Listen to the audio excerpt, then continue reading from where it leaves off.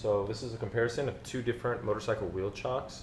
On the left in orange is the Maxxworks motorcycle wheel chock, available from Harbor Freight, or this one in orange is available on Amazon.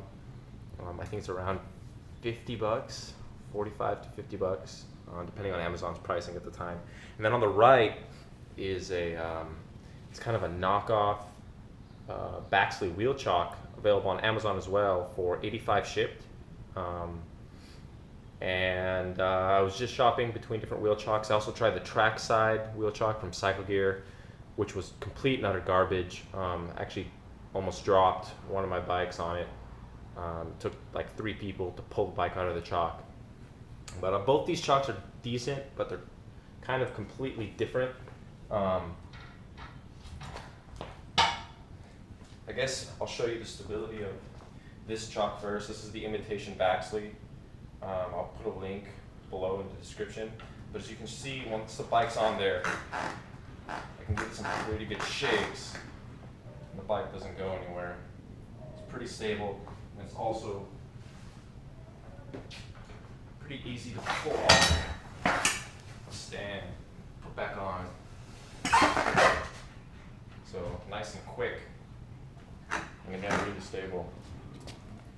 This one, on the other hand, is not nearly as stable, but I got these chocks with the intentions of mounting them to a trailer.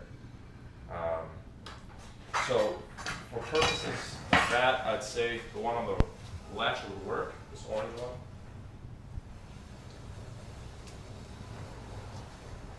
Lined up here. But I wouldn't trust this chock just by itself.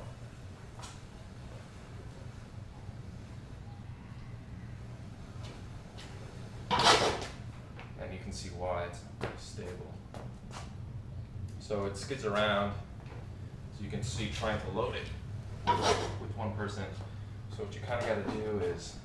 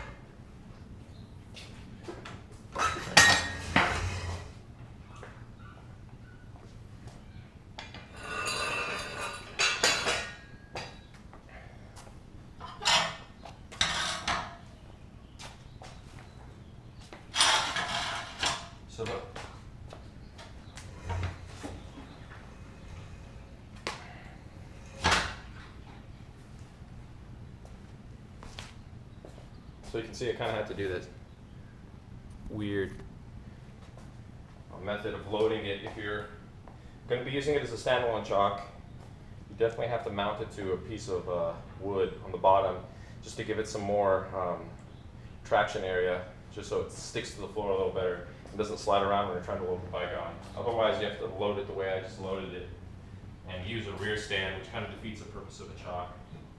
But if you're going to mount it to a trailer, like my original intentions, this will kind of do.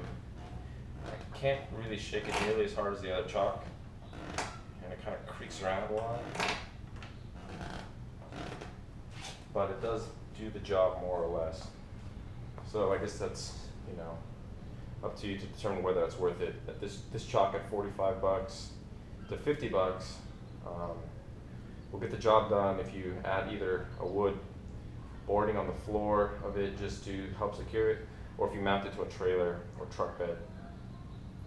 Whereas the imitation Baxley chock over here works great as just a standalone unit.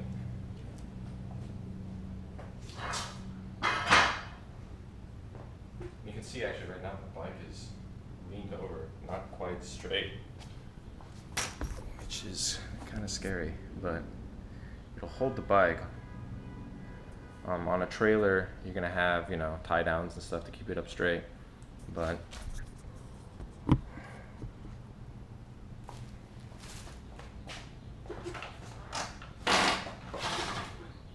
you can see getting it off the chock pipe.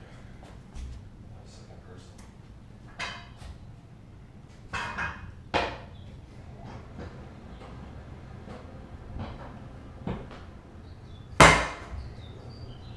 So you have to do this weird.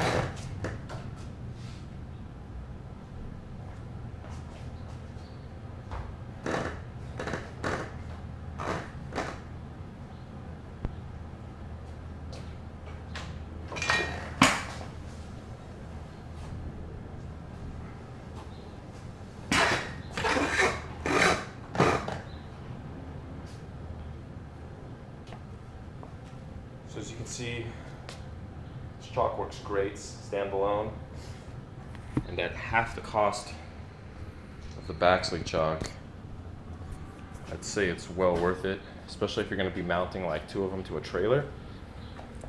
It's really nice to be able to buy 2 of these guys for the price of 1 Baxley. So yeah, I hope that video was helpful.